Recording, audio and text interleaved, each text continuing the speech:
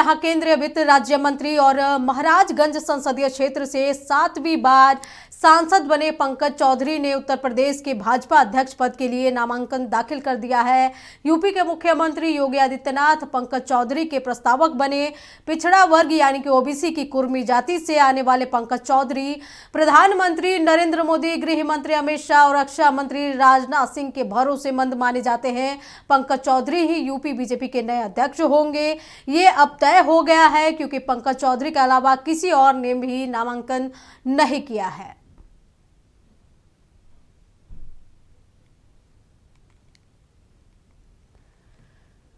इस खबर पर अधिक जानकारी के लिए हमारे सहयोगी अश्विनी हमारे साथ लाइव जुड़े हुए हैं। अश्विनी, बड़ी खबर है जहां की 7वीं बार के सांसद रहे पंकज चौधरी ने अब उत्तर प्रदेश के कमान संभालेंगे। इस कमान संभालते हुए जिला के प्रदेश अध्यक्ष बनाए जा रहे हैं। कितना बड़ा दांव बीजेपी खेल रही है, क्योंकि 1980 से 2017 तक देखा जाए तो इस पद पर हमेशा से ब्राह्मणों का कब्जा रहा है। अब ओबीसी चेहरा पंकज चौधरी के नाम पर मुहर लगी है।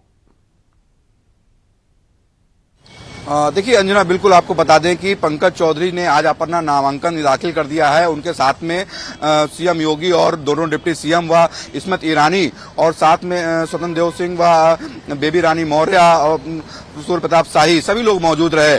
वहीं आपको बता दें, जैसा कि आपने बात कही कि 7 बार के वो सांसद रहे हैं, केंद्रीय मंत्री रहे हैं, जिसके बाद उनको अब उत्तर प्रदेश की कमान दी गई है। तो कहीं ना कहीं ये सीधा फैक्टर 2027 चुनाव को यूपी में देखते हुए दांव खेला गया है। 2027 में पीडीओ का काट निकाला गया है, जो कि कुर्मी समाज से आते हैं पंकज चौधरी, जिसको लेकर उन्हें एक बड़ा फैक्टर है और उसको देखते हुए कहीं ना कहीं उनको उत्तर प्रदेश की कमान दी गई है। 2027 से चुनाव के पहले चुनाव की अगर बात करें तो ग्राम पंचायत के चुनाव हैं, उनको भी संभालने के लिए कहीं ना कहीं एक बड़ी जिम्मेदारी दी गई है उत्तर प्रदेश में। और एक अगर बात की जाए तो उनके सिवा किसी ने नामांकन नहीं किया, तो कहीं ना कहीं इस बात को मान लिया जाए कि वही प्रदेश अध्यक्ष होंगे और साथ साथ कल औपचारिक ऐलान भी हो जाएगा और उत्तर प्रदेश को अपना नया जो प्रदेश अध्यक्ष है वो मिल जाएगा। ऐसे में कहीं ना कहीं देखा जा रहा है कि पीडीए की जो काट है उसको करने के लिए इनके नाम पर नामांकन किए गए और उसके साथ में नामांकन के जो अन्य लोगों के नामांकन होने थे उनको कहीं ना कहीं जो रोक दिया गया और सिर्फ उन्हीं का ही नामांकन हुआ है। अगर रोकने की बात की जाए तो कोई भी सामने नहीं आया। और वहीं अंजना बात करें कि जिस प्रकार से 2027 के चुनाव हैं उसकी तैयारी अभी से कर ली है उन्होंने।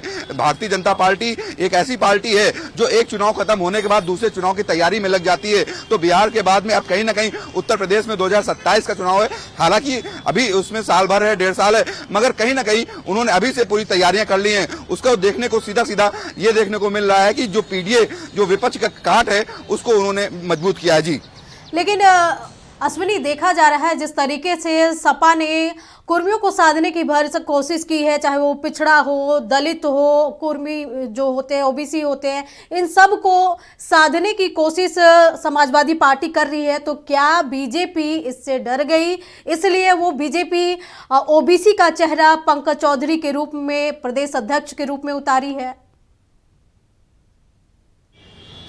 देखिए, मैं डरने की बात तो नहीं कहूंगा, क्योंकि इनकी अपनी एक अलग ही भूमिका होती है और अलग ही एक रणनीति होती है। कोई भी चुनाव जीतना हो या कोई युद्ध जीतना हो, युद्ध स्तर पर तैयारी करते हैं चुनाव जीतने के लिए भी, तो उस रणनीति से वो काम कर रहे हैं। हालांकि इससे पहले जो प्रदेश अध्यक्ष रहे हैं, ये 18वीं बार प्रदेश अध्यक्ष बने हैं पंकज चौधरी, मगर कहीं ना कहीं इससे पहले की अगर बात की जाए तो कई ऐसे चेहरे रहे हैं, मगर पंकज चौधरी के इस बार जो पीडीए को काट को देखते हुए भारतीय जनता पार्टी ने इस बात को माना जा सकता है कि जो कुर्मी समाज से हैं उस चीज को उन्होंने पूरा किया है और उसका 2027 में देखो आने वाले समय में रिजल्ट भी देखने को मिल सकता है।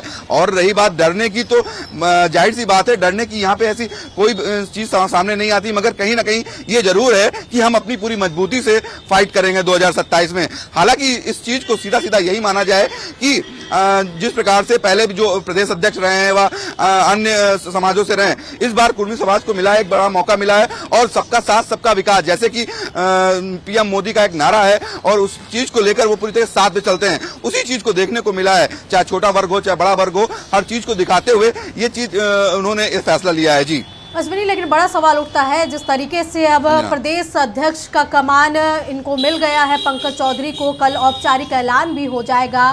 कितनी बड़ी जिम्मेदारी, इतनी बड़ी राज्य जो उत्तर प्रदेश है उसको लेकर के पंकज चौधरी के सिर पर है। देखिए, उत्तर प्रदेश में कुर्मी समाज हो, ओबीसी का, चाहे वह अन्य यादव समाज हो, वह अन्य सभी वर्गों को देखते हुए ये फैसला लिया गया है, उनका नामांकन कराया गया है और औपचारिक ऐलान कल हो जाएगा। तो ये चीज माना जाता है कि चुनाव की तैयारी और रणनीति तो है ही है, साथ साथ जो पूरी तरीके से जो पीडीए का उन्होंने नारा दिया है उसका कार्ड भी है।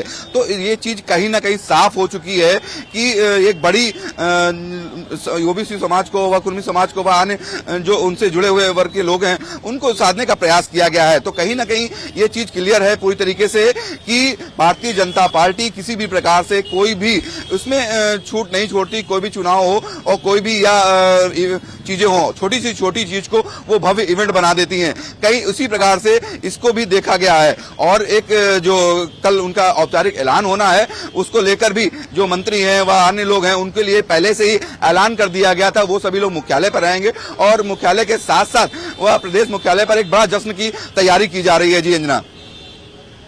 चलिए सुनिए, आप हमारे साथ बने रहे। तो बता दें कि केंद्रीय वित्त राज्य मंत्री और महाराजगंज से संसदीय क्षेत्र से 7 बार के विधायक सांसद बने पंकज चौधरी ने उत्तर प्रदेश के भाजपा अध्यक्ष पद के लिए नामांकन दाखिल कर दिया है। अब अगले प्रदेश अध्यक्ष पंकज चौधरी ही होंगे और इसका औपचारिक ऐलान भी कल यानी कि रविवार को हो जाएगा।